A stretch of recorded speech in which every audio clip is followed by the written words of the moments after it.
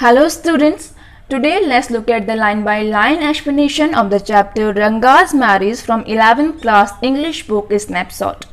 Before we get onto the story, let's talk about the author first. Masti Venkatesha Iyengar was very well-known writer in Kannada language and he was the fourth among the Kannada writer to be honored with the Gyanpith Award. He is popularly known as Masti Venkatesha Iyengar. The word Masti referred to Kannada's treasure. And as far as his writing style is concerned, it is very rambling, I would say, but it also gives you an extreme vivid description of India, Karnataka and Mysuru of those times, and that's what makes his writing so very special. Now let's move on to the chapter. Ranga, the accountant's son, is one of the rare breed among the village folk who has been to the city to pursue his studies. So this story revolves around a young man named Ranga and he is the son of an accountant. ये जो story है रंगा नाम के character पर based है और रंगा जो है वो एक अकाउंटेंट का बेटा है. And very few people from the village had gone out for study and this boy was among them who had gone to city for his study. That's why here he is called a rare breed. So जिस गांव से रंगा belong करता है वहाँ से बहुत कम लोग ही अपनी पढ़ाई को आगे परस्यू करने के लिए गांव से बाहर जाते हैं. बहुत ना के बराबर लोग ही ऐसा कर पाते हैं. इसलिए जो रंगा है वो अपनी पढ़ाई करने के लिए गांव से बाहर गया था. तो यहाँ पर राइटर ने उसे रेयर ब्रीड कहा है. रेयर ब्रीड मीन्स ऐसी नस्ल जो बहुत ही कम हो, जो ना के बराबर हो. सो रंगा उन लोगों में से एक है जो अपनी पढ़ाई के लिए गाँव से बाहर गए हैं. When he returns to his village from the city of Bangalore, the crowds mill around his house to see whether he had changed or not. His ideas about marriage are now quite different, or are they? So it is very uncommon for people to go out of the village and to do study, but Ranga went to Bangalore for his higher study, and when he came back after completing his study, people crowded around his house and they all wanted to have a glimpse of Ranga. They all wanted to see is there any change or not, because he left the village and he stayed in city for some time. And they all had a question in their mind that the idea about marriage that Ranga had earlier, it had changed now or it is still the same. So जब रंगा अपनी पढ़ाई पूरी करने के बाद बैंगलोर से वापस गांव आया तो उसके गांव में उसके घर के आसपास बहुत सारे लोग इकट्ठा हो गए, क्योंकि वो सब ये देखना चाहते थे कि शहर से वापस आने के बाद, बैंगलोर से वापस आने के बाद गंगा में या कुछ चेंज आया है या अभी भी वो पहले जैसा ही है. और वो ये भी जानना चाहते थे कि गंगा के जो विचार थे, जो उसके आइडियाज़ थे शादी को लेकर के, क्या वो बदल गए हैं या फिर वो अभी भी वैसे ही हैं जैसे कि वो पहले थे. So now here the story starts. When you see this title, some of you may ask Ranga's marriage, why not Ranganatha Vivaha और Ranganatha Vijaya. Well yes, I know I could have used some other mouth-filling one like Jagannatha Vijaya or Girija Kalyana. But then this is not about Jagannatha's victory or Girija's wedding. It is about our own Ranga's marriage, and hence no fancy title. In the first lines, the writer is talking about why he chose such a name for this story. What's the name of the story? It is Ranga's marriage.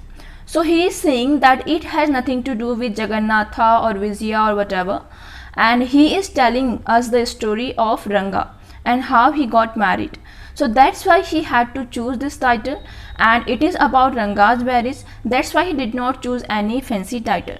So writer हमसे ये कहता है कि आप में से कुछ सोच रहे होंगे कि इस चैप्टर का नाम रंगाज मैरिज क्यों है, इसका नाम रंगनाथा विवाह या फिर रंगनाथा विजया क्यों नहीं है, या फिर इसके अलावा मैं कुछ और भी टाइटल यूज़ कर सकता था जैसे कि जगन्नाथा विजया या गिरिजा कल्याणा. लेकिन इस स्टोरी का किसी भी जगन्नाथा की विक्ट्री से या गिरिजा की शादी से कोई कनेक्शन नहीं है. This story is about our own Ranga's marriage. ये जो स्टोरी है ये हमारे अपने रंगा की शादी के बारे में है, इसलिए मैंने कोई भी फैंसी टाइटल चूज़ नहीं किया. And the title of this story is Ranga's marriage. Hosahalli is our village. You must have heard of it. No, what a pity. But it is not your fault. There is no mention of it in any geography book. The setting of this story is a village named Hosahali. इस story की जो setting है वो होसाहाली नाम का एक गांव है. And the narrator is asking the reader if you have come across of this name, and then he says, if no, it's a pity, but it is not your fault. He says that there is no mention of this name in any geography book, and maybe most of you have not heard it, but it is not your fault. So narrator हम reader से पूछ रहा है कि क्या आपने होसाहाली के बारे में सुना है. देन ही सेज अगर आपने नहीं सुना है तो कितनी दुख की बात है, लेकिन ये आपकी गलती नहीं है, क्योंकि किसी भी ज्योग्राफी बुक में इस गांव का नाम मेंशन नहीं किया गया है. तो ऑब्वियसली आप में से बहुत सारे लोगों ने इसके बारे में नहीं सुना होगा, और ये आपकी गलती बिल्कुल भी नहीं है. दो sahibs in England writing in English probably do not know that such a place exists and so make no mention of it. He is saying that people who wrote geography book, especially Britishers, they never knew that such a place existed. So that's why there is no mention of this village in any book. Narrator ये कहता है कि जिन लोगों ने geography book लिखी, specially England के वो sahibs जो कि इंग्लिश में लिखते हैं, उनको शायद ये पता ही नहीं था कि ऐसा भी कोई प्लेस एग्जिस्ट करता है, और इसीलिए उन्होंने इसका कहीं भी मेंशन नहीं किया. Our own people too forget about it. You know how it is. They are like a flock of sheep. One sheep walks into a pit, the rest blindly follow it. Then he says, our own people, that means Indian, even they had not mentioned about Hosahalli in any book. And he says that Indians are just like a flock of sheep, because if one sheep goes in one direction, the whole flock follow him in the same direction. And he says that Britishers did not mention it, so Indians who started writing, they followed Britishers and copied what they did. Britishers did not mention the name of this village, so Indians also didn't do it. Narrator कहता है कि ना सिर्फ Britishers ने बल्कि हमारे अपने लोगों ने, इंडियंस ने भी इस गांव का कहीं भी मेंशन नहीं किया है. और वो ये कहता है कि ये सब भीड़ के जैसे हैं, भीड़ की चाल चलते हैं. What is a flock of sheep? He says that if one sheep goes in one direction, whole folk follow it. अगर कोई भी एक भीड़ किसी एक डायरेक्शन में जाती है तो बाकी की सारी भीड़ उसको उसी डायरेक्शन में फॉलो करते रहते हैं, उसके पीछे बिना सोचे समझे चलते रहते हैं. तो जब इंडियंस ने लिखना स्टार्ट किया तो उन्होंने ब्रिटिशर्स को कॉपी किया, और क्योंकि ब्रिटिशर्स ने कहीं भी होसाहाली का मेंशन नहीं किया था, तो इसलिए किसी भी इंडियंस ने इस गांव का नाम मेंशन नहीं किया, और वो सब भेड़ की तरह ब्रिटिशर्स को फॉलो करते रहे. When both the sahibs in England and our own geographers have not referred to it, you cannot expect the poor cartographer to remember to put it on the map, can you? And so there is not even the shadow of our village on any map. So he says that when those people, when the Britishers as well as Indian writers forgot to put this name on the books, so how can the cartographer, who is cartographer? One who makes map. So he says that how can he remember, how can a cartographer remember that there is such a place, and that's why it is not mentioned in any map, and not even a bit of Hosahalli is mentioned in any map. So narrator ये कहते हैं कि जब England के जो sahibs हैं वो, और जो हमारे अपने जोग्राफर्स हैं, वो इस गांव का नाम मेंशन करना भूल गए, तो हम कैसे भी किसी कार्टोग्राफर से जो कि मैप बनाता है, उससे हम कैसे एक्सपेक्ट कर सकते हैं कि वो इस गांव का जो नाम है या फिर इस गांव का मेंशन किसी मैप में करेगा, क्योंकि ये कहीं भी किसी भी पहले बुक में मेंशन नहीं किया गया. तो ऑब्वियसली हम कार्टोग्राफर से ये उम्मीद नहीं कर सकते, और इसीलिए इस गांव का किसी भी मैप में कोई भी डिस्क्रिप्शन नहीं है. Sorry, I started somewhere and then went off in another direction. So this narrator, he just talking and started straying from the topic, and now he apologizes for that. जो narrator है वो कहता है कि मैं हमेशा बात करते करते अपने मेन टॉपिक से भटक जाता हूँ, मैं कहीं बात शुरू करता हूँ और किसी और डायरेक्शन में ही उसे ले जा लेता हूँ, और उसके लिए मैं आपसे माफ़ी चाहता हूँ.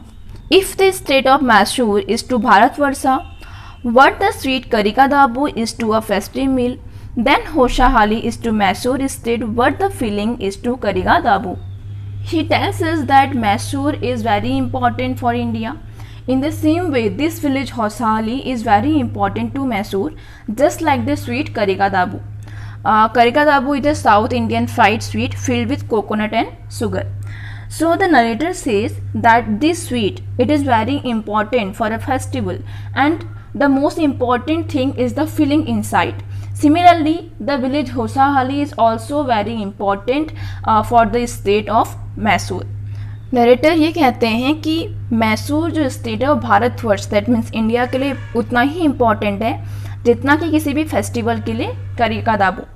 साउथ इंडिया जो है वहाँ पर किसी भी फेस्टिवल में करिका दाबू नाम की स्वीट बनाई जाती है और ये बहुत इंपॉर्टेंट उनका एक स्वीट डिश माना जाता है. सो नरेटर ये बताता है कि जैसे करिका दाबू का होना बहुत इंपॉर्टेंट होता है उतना ही इम्पॉर्टेंट भारतवर्ष के लिए मैसूर है. और इससे भी ज़्यादा जितना इम्पॉर्टेंट करिका दाबू की फीलिंग उस मिठाई के लिए होती है जो कि उसके अंदर भरी जाती है, जितनी इम्पॉर्टेंट उसकी फीलिंग होती है उतनी ही इम्पॉर्टेंट मैसूर के लिए हौसाहाली है. That means he wanted to say that Hosahali is an indispensable part of Mysore and it is very important. So narrator हमें यही बताना चाह रहा है कि हौसाहाली जो गांव है वो मैसूर के लिए बहुत ज़्यादा इम्पॉर्टेंट है. What I have said is absolutely true. Believe me, I will not object to your questioning it, but I will stick to my opinion. The narrator says that you should believe me, that whatever I am telling you about Hosahali, it is very true. And if you will object on this point, I will not question you, but I will remain firm to my opinion. So narrator ये कहता है कि जो भी मैंने आपको बताया हौसाहाली के बारे में बिल्कुल सच है और आपको मुझ पर विश्वास करना चाहिए. अगर आप इसे ऑब्जेक्ट करेंगे, अगर आप इस पर सेटिस्फाई नहीं होंगे तो मैं आपसे कुछ नहीं कहूँगा, लेकिन मैं अपने ओपिनियन पर अड़ा रहूँगा. I am not the only one who speaks glowingly of Hosahali. We have a doctor in our place and his name is Gunda Bhatta. He agrees with me. He says that it's not only me who speaks about Hosahali in a very great manner. Everybody who knows about Hosahali, he loves this village and speaks so well about this village. And then he talks about a doctor from Hosahali named Gunda Bhatta. Even the doctor is of the same opinion. So narrator ये कहता है कि मैं सिर्फ अकेला वो इंसान नहीं हूँ जो हौसाहाली के बारे में इतना ग्लोइंगली बोल रहा है, इतनी तारीफ़ हौसाहाली की कर रहा है. ऐसे बहुत से लोग हैं जो हौसाहाली की तारीफ़ करते हैं. And then he tells us about a doctor. तब नरेटर हमें एक डॉक्टर के बारे में बताते हैं जो कि हौसाहाली गांव में रहते हैं और उनका नाम है गुंडा भट्टा. नरेटर ये कहते हैं कि गुंडा भट्टा जो डॉक्टर हैं उनका भी यही मानना है कि हौसाहाली जो है बहुत ही ज़्यादा अच्छा गांव है और वो भी इसके बारे में इतनी ही तारीफ़ करते हैं. He has been to quite a few places. No, not England. If anyone ask him whether he has been there, he says no Ananya, I have left that to you. This doctor Gunda Bhatta has travelled to a lot of places but not the England. And if anybody asked to him, why didn't you go to England, he would tell him that I have left it for you. So ये जो doctor हैं गुंडा भट्टा, ये बहुत सारे places में घूमे हैं लेकिन इंग्लैंड नहीं गए. और अगर इनसे कभी कोई पूछता है कि आप इंग्लैंड क्यों नहीं गए तो वो कहते हैं कि अनन्या, दैट मीन्स ब्रदर, मैंने ये आपके लिए छोड़ दिया है. Running around like a free pasture dog is not for me.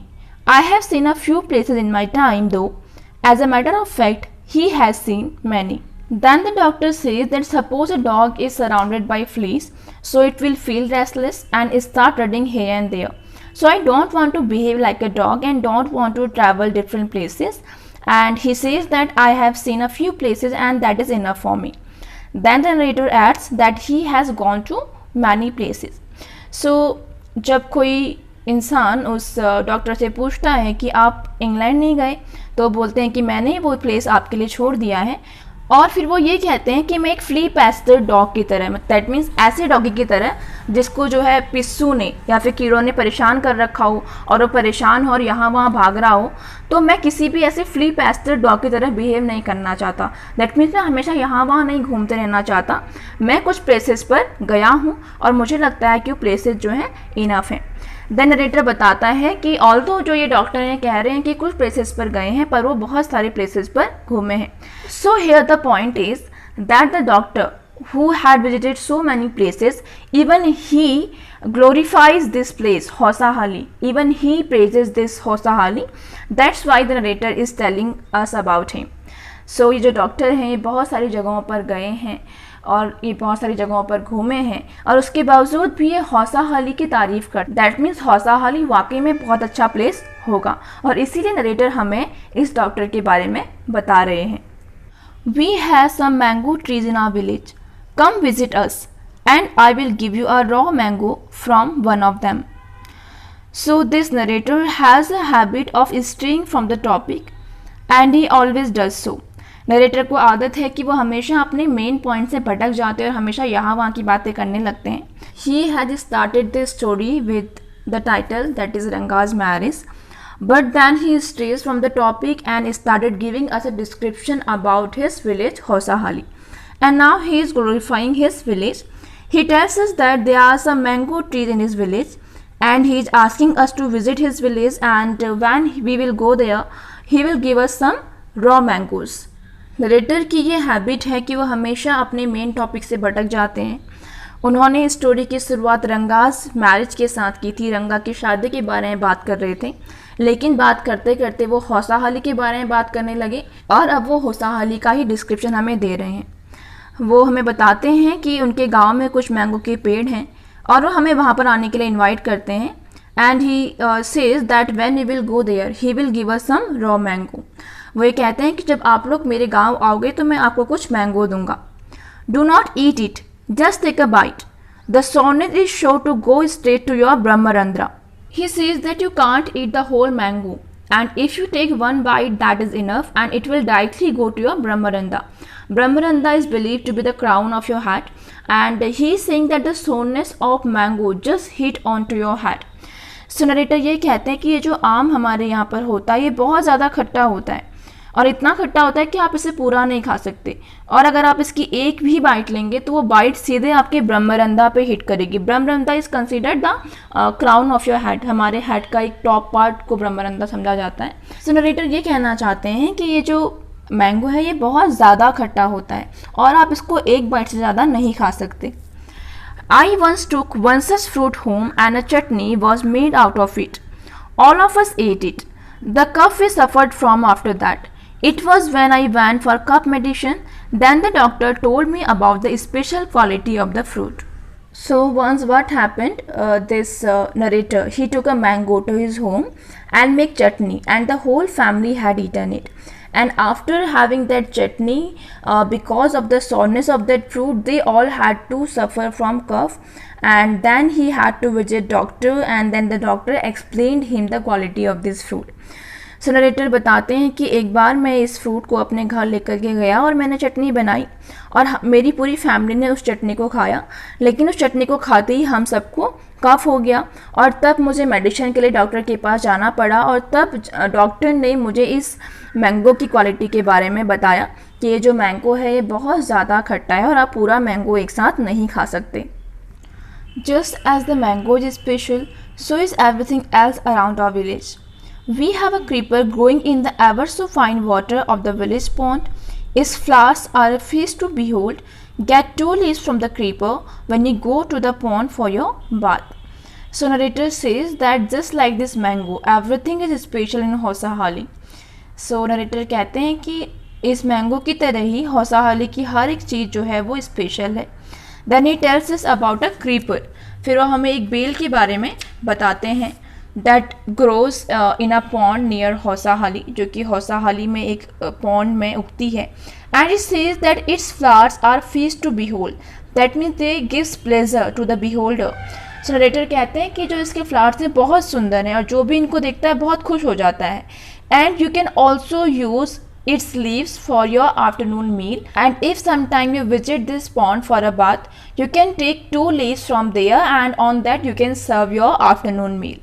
So narrator कहते हैं कि ये जो पॉन्ड में जो बेल होती है इसकी पत्तियाँ इतनी चौड़ी हैं कि उसमें आप अपने आफ्टरनून का खाना सर्व कर सकते हैं, और अगर कभी आप दिन में उस तालाब में नहाने के लिए जाएं तो वहाँ से आप ये 2 पत्तियाँ इस बेल की ले आएँ, तो फिर आपको दिन में अपने खाना सर्व करने के लिए पत्तियों का अरेंजमेंट करने की ज़रूरत नहीं पड़ेगी. इसमें आप आराम से अपना खाना सर्व कर सकते हैं.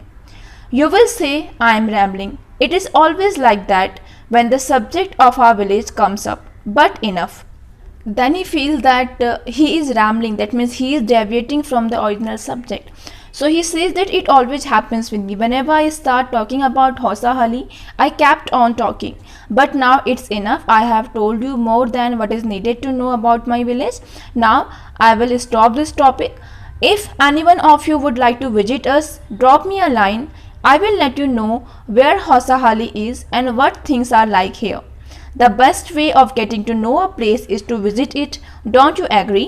देन नरेटर रीडर से कहता है कि आप ये सोच रहे होंगे कि मैं जो हूँ अपने मेन टॉपिक से भटक गया हूँ, पर ये हमेशा मेरे साथ ऐसा ही होता है। जब भी मैं हौसाहाली के बारे में बात करना शुरू करता हूँ, मैं बाकी सारी बातें भूल जाता हूँ और इसी बारे में बताते रहता हूँ।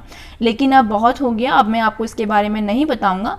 And then he says that if you want to come here, I will help you, and you can drop a message to me, you can drop a letter to me, and the best way to know a place is to visit there. He says that only if you visit a place you will know how good it is or how bad it is. So now I will not tell you more about this place. If you want to know about it, you should come and visit it. So narrator कहते हैं कि अगर आपको हौसाहाली के बारे में और जानना है तो आप मुझे एक मैसेज लिख सकते हैं, आप मुझे लेटर ड्रॉप कर सकते हैं और मैं आपको बताऊंगा कि हौसाहाली कहाँ पर है और यहाँ पर चीज़ें कैसी हैं और आप यहाँ कैसे आ सकते हैं। और फिर नरेटर ये कहता है कि अगर आपको किसी भी जगह को जानना है तो सबसे बेहतर तरीका यही होगा कि आप उस जगह पर जाएं और वहाँ की चीज़ों को देखें। अगर आप किसी जगह पर जाते हैं तभी आपको वहाँ की अच्छाइयाँ और बुराइयाँ समझ में आती हैं। What I am going to tell you is something that happened 10 years ago. Now he is going to tell us a story that happened 10 years ago. Narrator अब हमें एक ऐसी कहानी बता रहा है जो कि लगभग 10 साल पहले हुई थी। We did not have many people who knew English then. So at that time 10 years ago, not many people in the village knew English. उस वक्त 10 साल पहले बहुत कम लोग ही इंग्लिश जानते थे, ना के बराबर लोग थे गांव में जो कि इंग्लिश जानते थे। Then our village accountant was the first one who had enough courage to send his son to Bangalore to study. So he says that there was an accountant in the village and he was the first one who had sent his son to Bangalore for his higher study. So narrator बताते हैं कि हमारी गांव के जो accountant हैं वो पहले इंसान थे जिन्होंने अपने बेटे को बैंगलोर पढ़ाई करने के लिए भेजा। It is different now. There are many who know English. During the holidays, you come across them on every street talking in English. Then the narrator says that now the situation is different. Narrator कहता है कि अब जो situation है वो पहले की जैसी नहीं है, अब चीज़ें बदल गई हैं। Now there are many people who know English. अब ऐसे बहुत से लोग हैं जो इंग्लिश जानते हैं। And now you can come across many people in street talking in English, especially in holidays. So narrator ये बोलते हैं कि अब आपको ऐसे बहुत से लोग मिल जाएंगे यहाँ पर सड़कों में जो कि इंग्लिश में बातें करते होंगे और स्पेशली हॉलीडेज़ में तो ऐसे बहुत सारे लोग होते हैं। बिकॉज उस टाइम पे सिर्फ अकाउंटेंट का बेटा ही वो एकमात्र इंसान था जो कि बेंगलोर पढ़ाई के लिए गया था और उसने वहाँ पर थोड़ी बहुत इंग्लिश सीखी थी। लेकिन अब बहुत सारे बच्चे जो हैं वो बाहर जाते हैं और हॉलीडेज़ में वो बच्चे अपने गाँव वापस आते हैं, तो हॉलीडेज़ में यहाँ पर बहुत सारे लोग ऐसे होते हैं जो कि इंग्लिश में बातें करते हैं। Those days we did not speak in English, nor did we bring in English words while talking in Kannada. So he is saying that 10 years ago people did not know how to speak English, and so obviously they did not use any English word while speaking in Kannada as well. So 10 साल पहले वहाँ पर बहुत कम लोग English जानते थे, तो obviously जब वो लोग कन्नड़ में भी बात करते थे तब भी वो किसी भी इंग्लिश वर्ड का यूज़ नहीं करते थे। What has happened is disgraceful, believe me. Then he describes an incident and that incident seems disgraceful to him. फिर नरेटर कहता है कि एक दिन एक इंसिडेंट हुआ जो बहुत ही अपमानजनक था। The other day I was in Ramarau's house when they bought a bundle of firewood. Ramarau's son came out to pay for it. He asked the woman, "How much should I give you?" "4 pice," she said. The narrator says that once he had gone to Ramarau's house and somebody had brought a bundle of firewood and Ramarau's son come to pay for it. एक दिन narrator Rama Rao के घर पर गया था और वहाँ पर एक वुमेन जो है, एक महिला जो है, एक लकड़ी का बंडल लेकर के आई थी और रामाराव का बेटा उस बंडल के लिए पे करने के लिए बाहर आया। He asked the woman who had bought this firewood that how much he should pay for it. The woman asked for 4 pice. उस रामाराव के बेटे ने उस वुमेन से पूछा कि मुझे आपको इसके लिए कितने पैसे देने हैं, और उस वुमेन ने कहा 4 पाइस, आप मुझे इसके लिए 4 पाइस दे दीजिए। Price is a former bronze coin of British India. British India के टाइम पर पाइस नाम की एक करेंसी यूज होती थी जो कि ब्रॉन्ज का एक कॉइन हुआ करता था। So the boy told her he did not have any change and asked her to come the next morning. The poor woman did not understand the English word change and went away muttering to herself. So what happened? This boy said to that woman to come next day because he did not have any change. इस बच्चे के पास में कोई change नहीं थे, तो उसने उस महिला से कहा कि आप अगले दिन आना, अगले दिन आप पैसे ले जाना। The word change was an English word and that woman did not understand that word. So जो चेंज वर्ड है वो इंग्लिश वर्ड था और उस महिला को ये चेंज वर्ड समझ में नहीं आया। So she muttered something to herself, probably she had cursed him or said something bad and went away in anger. So इस लेडी को, उस महिला को वर्ड समझ में नहीं आया तो उसे गुस्सा आ गया, उसने अपने मन में कुछ बड़बड़ाया। हो सकता है कि उसने इस बच्चे के बारे में कुछ बुरा कहा हो या उसको कुछ कर्ज किया हो, और वो गुस्से में वहाँ से चली गई। I too did not know later. When I went to Ranga's house and asked him, I understood what it meant. At that time, the narrator also did not know the meaning of change, and later he went to Ranga's house and asked him what is the meaning of change. So उस वक्त narrator को भी change word का meaning नहीं पता था, और बाद में वो जब रंगा के घर पर गया उसने रंगा से पूछा कि चेंज का मीनिंग क्या होता है, और तब उसे समझ में आया कि इसका मीनिंग क्या है। सो दैट मीन्स उस वक्त ये जो लोग थे ये बहुत कम इंग्लिश यूज़ करते थे, ना के बराबर इंग्लिश यूज़ करते थे, और बहुत कम इंग्लिश के वर्ड ही ये लोग जानते थे। This priceless commodity, the English language, was not so widespread in our village a decade ago. That was why Ranga's homecoming was a great event. Narrator says that 10 years ago, this priceless commodity, that means this English language, was not so widespread in his village, and that's why Ranga's coming to village was a very big event for the villagers. So narrator बताते हैं कि उस वक्त 10 साल पहले ये जो English language है, इंग्लिश लैंग्वेज के लिए उन्होंने एडजेक्टिव यूज़ किया है, दैट इज़ प्राइसलेस कमोडिटी। वो कहते हैं कि ये जो प्राइसलेस कमोडिटी है, दैट मीन जो इंग्लिश लैंग्वेज है वो 10 साल पहले हमारे गांव में इतनी फैली नहीं थी, और इसीलिए जब रंगा अपने घर वापस आया अपनी पढ़ाई पूरी करने के बाद, तो ये गांव वालों के लिए एक बहुत बड़ा इवेंट था, बिकॉज रंगा was coming from Bangalore and he new English. रंगा जो था बेंगलोर से वापस आया था और वह इंग्लिश जानता था, और इसीलिए उसका गाँव में आना एक बहुत ही बड़ा इवेंट था। People rush to his doorstep announcing the accountant son has come. The boy who had gone to Bangalore for his studies is here. And come, Ranga is here. Let's go and have a look. When Ranga came back to village after completion of his study, everybody in the village was rushing towards, that means moving fastly to Ranga's house, saying that the accountant's son has come back, and some villagers were saying that the boy who had gone Bangalore for his study, he had come back, so let's go and have a glimpse of him.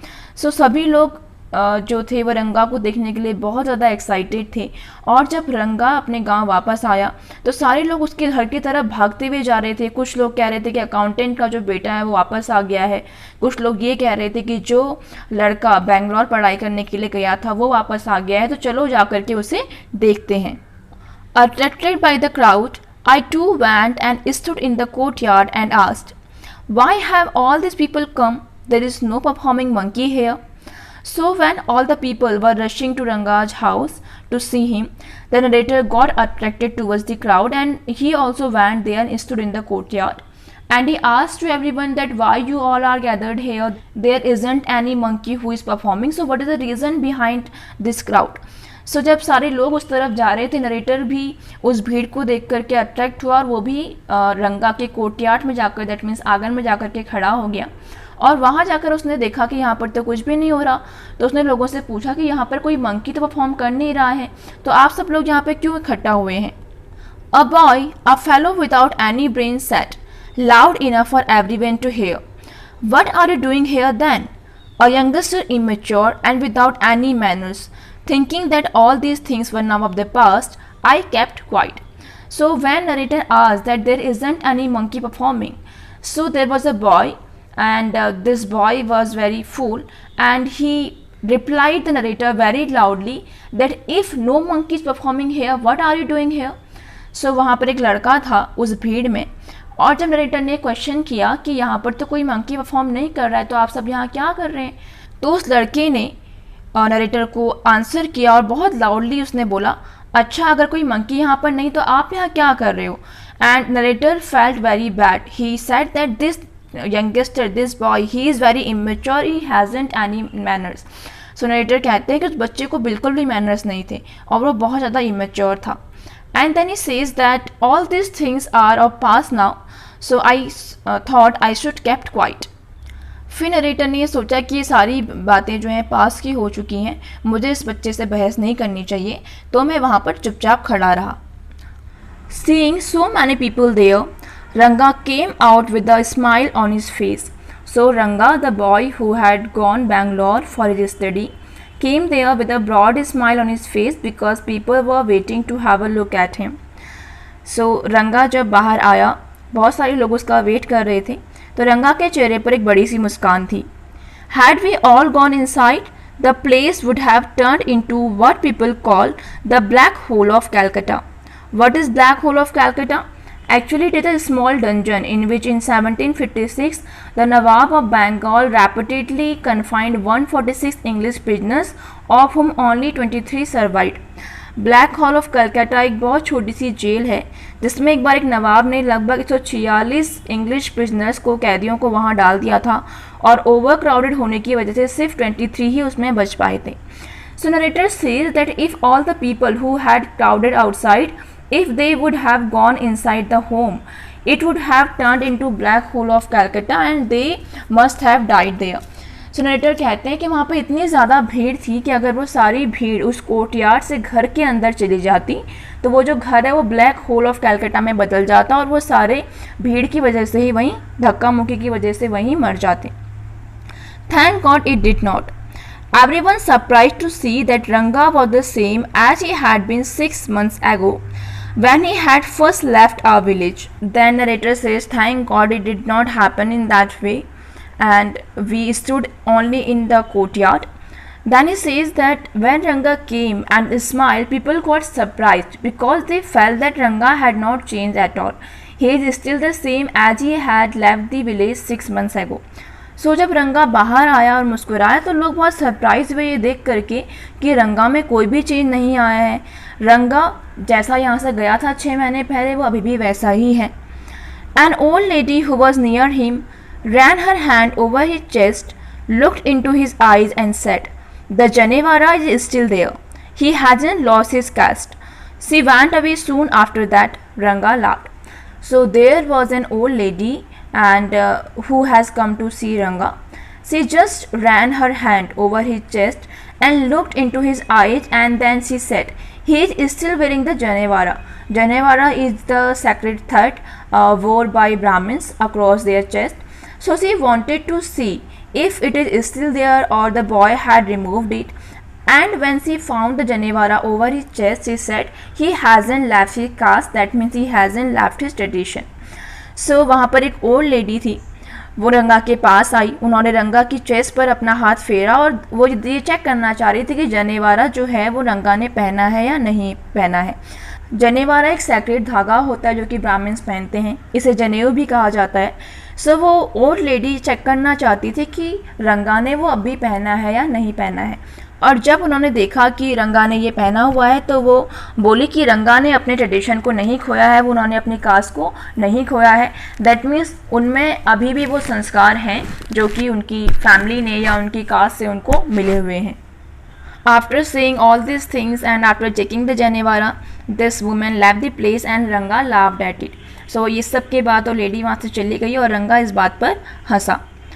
Once they realized that Ranga still had the same hands, legs, eyes and nose, the crowd melted away like a lump of sugar in a child's mouth. Narrator says that after ensuring that Ranga is still the same, he is having the same hands, same nose, same legs, the people who were crowded there, they moved away. and he compares the crowd with a lump of sugar. He says that the crowd was melting away as a lump of sugar melts away in a child's mouth. That means the crowd disappeared very smoothly. So narrator कहते हैं कि जब लोगों ने देखा कि रंगा तो बिल्कुल सेम है, उसके वही हाथ वही पाँव है, तो धीरे धीरे वो जो भीड़ है वो कम होने लगी और वो ऐसे गायब हो गई जैसे किसी बच्चे के मुंह में शुगर अगर आप रख दो, चीनी अगर आप उसके मुंह में रख दो तो जिस तरीके से उसके मुंह में घुल जाती है, वैसे ही वो भीड़ जो है आराम से वहाँ से धीरे धीरे गायब हो गई. I continue to stand there. After everyone had gone I asked, how are you Rangappa? Is everything well with you? So when the people left, the narrator asked to Ranga about him, that how he was, and inquired about him. जब भीड़ वहाँ से गायब हो गई तो narrator ने रंगा से पूछा कि रंगा तुम कैसे हो और तुम्हारे साथ सब कुछ ठीक है एंड ऑल.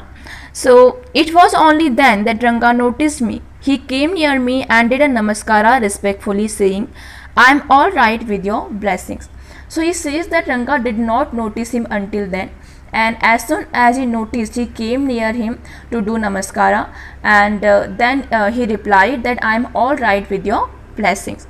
So तब तक रंगा ने नरेटर को नोटिस नहीं किया था और जैसे ही नरेटर ने रंगा से क्वेश्चन पूछे, रंगा उनके पास आया, उन्होंने उनको नमस्कार किया और रंगा ने रिप्लाई किया कि आपके आशीर्वाद की वजह से मैं बिल्कुल ठीक हूँ. I must draw your attention to this aspect of Ranga's character. He knew when it would be to his advantage to talk to someone and rightly assess people's worth. So the narrator was very impressed with Ranga, and he says that he wants to draw our attention towards this quality of Ranga, that he knew when is the right time to speak to anyone and he has the ability to judge people. Narrator जो है वो रंगा के behaviour से बहुत ज़्यादा impress थे और वो हमसे ये कहते हैं कि मैं आपको रंगा की क्वालिटी बताना चाहता हूँ, और वो क्वालिटी ये है कि रंगा ये जानता है कि उसे किस वक्त लोगों से बात करनी चाहिए और वो लोगों की वर्थ को अच्छी तरह समझता है. As for his namaskara to me, he did not do it like any present day boy with his head up towards the sun, standing stiff like a pole without joints, jerking his body as if it was either a wand or a walking stick. Then narrator says that the way Ranga did namaskara, it is not like the present day's boy. He did it in a right manner. So these days the boy don't bend their body while doing namaskara. They just look up and just for namesake they try to touch the feet. So narrator ये कहता है कि जब रंगा ने मुझे नमस्कार किया तो वो आजकल के लड़कों की तरह नहीं था. जो आजकल के लड़के हैं वो जब नमस्कार करते हैं तो वो अपना सर नहीं झुकाते, एकदम ऊपर आसमान की तरफ सूर्य को देखते हुए रहते हैं और एकदम पोल की तरह बिल्कुल स्टिफ खड़े रहते हैं, लगता है उनमें कोई जॉइंट्स ही नहीं है. और दैट मीन्स वो नमस्कार करते हुए अपनी बॉडी को झुकाते नहीं है, पाँव प्रॉपरली छूते नहीं है और उनको देखकर ऐसा लगता है मानो कि वो कोई जादू का डंडा हो या फिर चलती हुई कोई स्टिक हो. Nor did he merely fold his hands, he bent low to touch my feet. May you get married soon, I said. The narrator says that Ranga was not like present day boys. He did the namaskara in proper way by touching the feet of narrator, and the narrator blessed him that he may get married soon. So narrator कहते हैं कि रंगा जो है उसने मुझे properly नमस्कार किया, उसने मेरे प्रॉपरली पाँव छुए और मैंने उसे ये आशीर्वाद दिया कि तुम्हारी जल्दी से शादी हो जाए. After exchanging a few pleasantries I left. Pleasantries means goods words like how are you and all. So after talking for some time the narrator left the place. That afternoon when I was resting, Ranga came to my house with a couple of oranges in his hand. So that afternoon Ranga came to narrator's house and he was having some oranges with him. So उस दोपहर को रंगा जो है narrator के घर पर आया और कुछ ऑरेंजेस, कुछ संतरे वो अपने साथ में लेकर के आया था. A generous, considerate fellow. So Ranga was a very generous, that means very kind-hearted, and considerate fellow, that means he thinks about other people too. So narrator जो है रंगा की तारीफ करते हुए कहते हैं कि रंगा बहुत ही जनरस है, बहुत ही उदार है, बहुत ही काइंड-हार्टेड है और वो दूसरों के बारे में भी सोचता है, considerate fellow है. It would be a fine thing to have him marry, settle down, and be of service to society, I thought. So the narrator wanted Ranga to get married because he was so happy by the behavior of this boy and he felt that he would definitely be a good addition to the society. So narrator जो है वो रंगा के behaviour से बहुत खुश हैं और वो सोचते हैं कि रंगा की शादी करवाना बहुत अच्छा काम रहेगा, क्योंकि रंगा जो है बहुत अच्छा व्यक्ति है और अगर उसकी शादी हो जाए और सेटल हो जाए तो ये बहुत अच्छी बात रहेगी। For a while we talked about this and that, then I came to the point, Rangappa, when do you plan to get married? So both of them spoke about various things for some time, and then the narrator came to the point and asked him that when he is planning to get married. So उन दोनों ने कुछ देर तक यहाँ वहाँ की बातें की। उसके बाद नरेटर ने रंगा से पूछा कि तुम्हारा शादी के बारे में क्या प्लान है, तुम कब शादी करोगे? I am not going to get married now, he said. So रंगा replied that he does not want to marry now. रंगा ने रिप्लाई किया कि मुझे अभी शादी नहीं करनी है। Why not? I need to find the right girl. So then the narrator asked the reason that why you do not want to marry right now. Ranga replied that he is waiting for a right girl. Narrator ने रंगा से पूछा कि तुम अभी शादी क्यों नहीं करना चाहते? तो इस पर रंगा ने रिप्लाई किया कि मैं अपने लिए राइट गर्ल का वेट कर रहा हूँ। I know an officer who got married only 6 months ago. He is about 30 and his wife is 25, I am told. They will be able to talk lovingly to each other. So after that, Ranga told about an officer who got married 6 months ago, and Ranga was told that the age of that officer is 30 years and his wife is around 25 years. So Ranga felt that this couple may be able to talk to each other lovingly. उसके बाद रंगा ने एक officer के बारे में बताया और रंगा ने कहा कि मैं एक ऑफिसर को जानता हूँ जिनकी शादी लगभग 6 महीने पहले हुई है और उस ऑफिसर की जो एज है वो 30 ईयर्स है और उनकी वाइफ की एज 25 ईयर्स है और मुझे लगता है कि वो दोनों आपस में एक दूसरे से अच्छे से लविंगली बात कर पाते होंगे। Let's say I married a very young girl. She may take my words spoken in love as words spoken in anger. Then he quoted his own example, saying that suppose I married a young girl and she is unable to understand me. So there are chances that the words which I would say lovingly, she might take it as words spoken in anger. So उसके बाद रंगा narrator से कहता है कि suppose मान लो कि मेरी शादी एक बहुत छोटी लड़की से, बहुत यंग गर्ल से हो गई और वो मेरी बातों को अच्छी तरह से समझ ना पाए, तो हो सकता है कि जो शब्द मैंने प्यार से बोले हों वो ये समझ ले कि मैंने ये बातें गुस्से में बोली हूँ। So the point that Ranga wanted to make is that he doesn't want to marry a very young girl.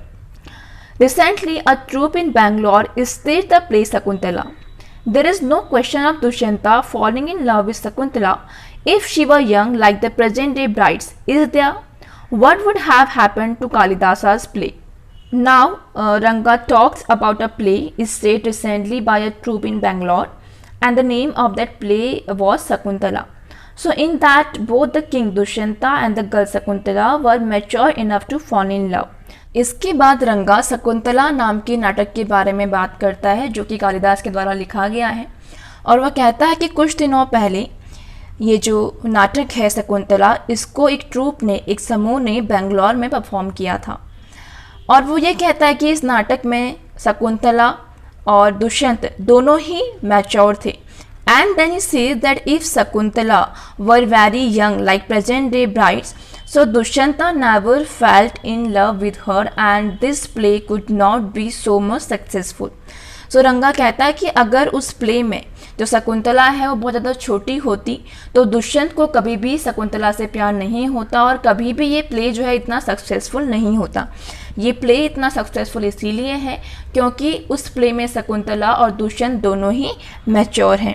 If one gets married, it should be to a girl who is mature. Otherwise, one should remain a bachelor. That's why I'm not marrying now.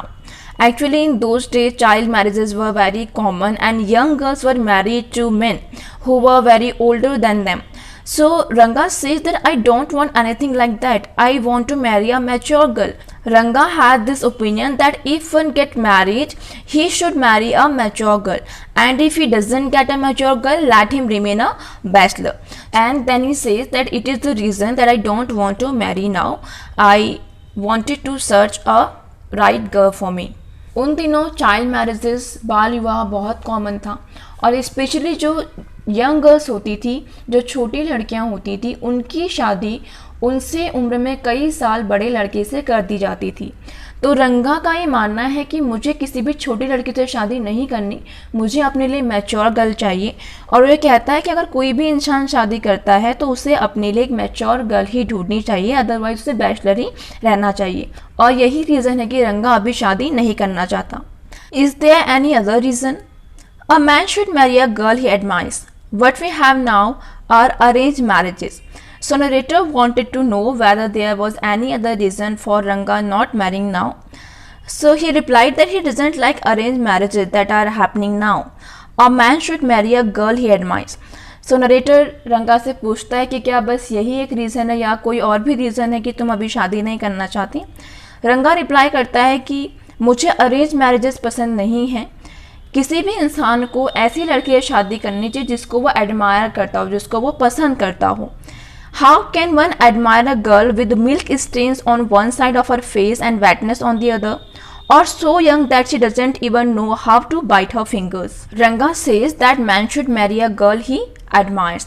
And how can one admire such a young girl who is just drinking milk and wetting her clothes all the time and who doesn't even know how to bite her fingers? सो रंगा कहता है कि इंसान को किसी भी लड़की को ऐसी लड़की से शादी करनी चाहिए जो उसे पसंद हो।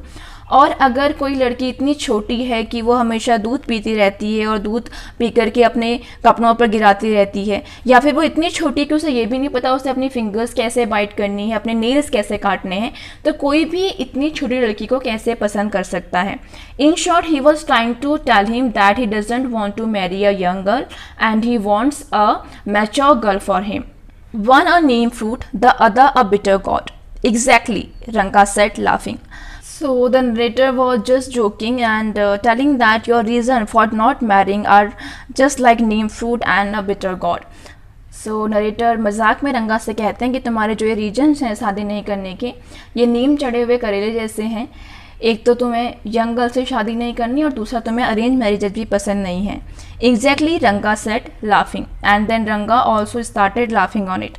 और इस पर रंगा हंसते हुए कहता है, हाँ exactly, I was distressed that the boy who I thought would make a good husband had decided to remain a bachelor. After chatting for little longer, Ranga lapped. So narrator felt very sad because he wanted to this boy get married, but Ranga said that he is not ready for marriage, and after talking for some time he left. So narrator रंगा की बातें सुन के थोड़ा परेशान हो गया क्योंकि वो रंगा की शादी करवाना चाहता था और रंगा ने कहा कि वो अभी शादी नहीं करना चाहता। और थोड़ी देर बैठने के बाद, बातें करने के बाद रंगा वहाँ से चला गया। I made up my mind right then that I would get him married. So the narrator was very stubborn kind of person and he decided that he would somehow get Ranga married. So जो narrator है उन्होंने अपने मन में decide कर लिया कि मैं रंगा की शादी करवा कर ही रहूँगा. So this was the explanation of the first part of Ranga's marriage. We will cover the remaining portion in the second video. Till then, stay happy, stay healthy and keep learning. Thank you.